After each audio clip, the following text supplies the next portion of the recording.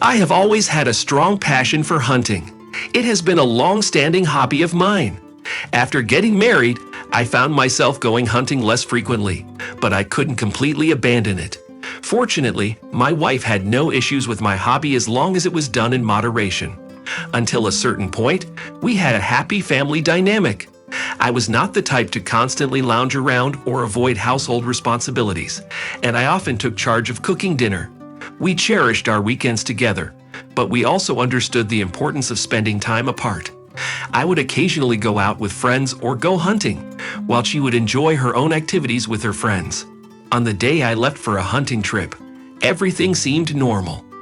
There were no signs of trouble, and my wife even helped me pack my backpack. We had casual conversations and shared jokes. "I'll be awaiting your return with some delicious spoils," my wife said.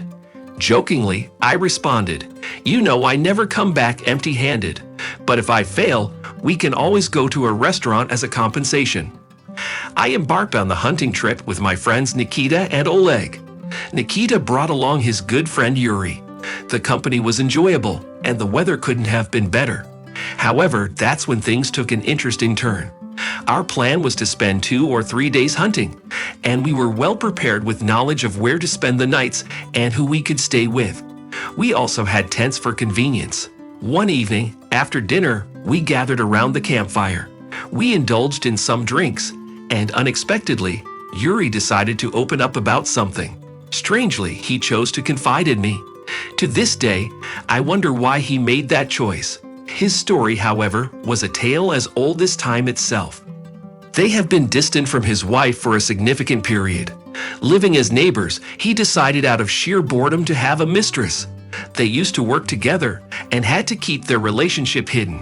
However, a few months back, he was transferred to a different branch of the company, removing their fear of being exposed. You can't imagine how attractive she is, and yet she asks for nothing in return.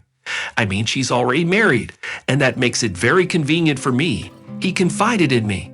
Frankly speaking, I was tired of hearing this self-proclaimed liar's confession, but my upbringing held me back from showing my disdain. It was at that moment when Yuri began describing his mistress, and my face must have expressed blatant sarcasm. "You don't believe me?" he questioned. My disbelief seemed to fuel his determination. He quickly reached for his phone. "I'll show you pictures of her now so you can see just how stunning she is," he told me. He retrieved his phone, scrolled through it, and handed it to me. As I held the phone and glanced at the screen, an overwhelming wave of emotions surged within me. Anger, shock, surprise, hatred, and confusion intertwined.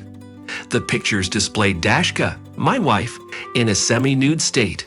For a few seconds, I stood frozen, oblivious to Yuri's words. Afterwards, the phone flew into the fire. Yuri attempted to yell at me, but he stumbled back into the tent. I had no intention of fighting him, although he was visibly aggressive. Well, that reaction was unsurprising. His phone was clearly beyond repair. Nikita and Oleg intervened to separate us. When Yuri finally grasped that the woman in the pictures was my wife, his anger subsided. "But how could I have known she was your wife?" He stumbled through his words, clearly flustered. I strongly cautioned him to stay away from me unless he wanted to lose more than just his phone. When his friends discovered the situation, they intervened and took him away from me. I spent the entire night sitting by the fire, lost in my thoughts. The next morning, we returned home. With such an incident, it was hard to imagine continuing our hunting adventures. Upon arriving home, Dashka was taken aback by my early return. "Why are you back so soon? What happened?" she asked, bewildered. I responded, "Nothing much, just ran into your lover during the hunt. He was singing your praises to me." Astonished, she questioned, "Are you out of your mind? What kind of joke is this?" I sullenly replied, "Unfortunately, I've never been more serious." She listened to my words in silence. Finally, she inquired, "So what do we do now?" I uttered, "Nothing. It's over. We're getting a divorce." "I can't have a wife like that." Confused, she responded, "You mean we're just going to erase everything we had and have no more connection?" I retorted, "You erased it yourself when you had an affair." She retreated to another room and closed the door, presumably hoping I would have a change of heart and reconcile. However, in that moment, all I wanted was to avoid seeing or hearing her. Eventually, she had no choice but to come out. I declared, "You have a couple of days to pack your things and move out of my apartment. Tomorrow, I will file for divorce." Her reaction was a series of tears and wails, but I no longer cared.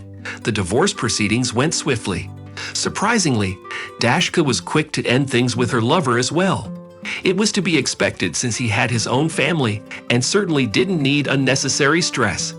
Tensions at her workplace escalated, leading to her departure from there as well.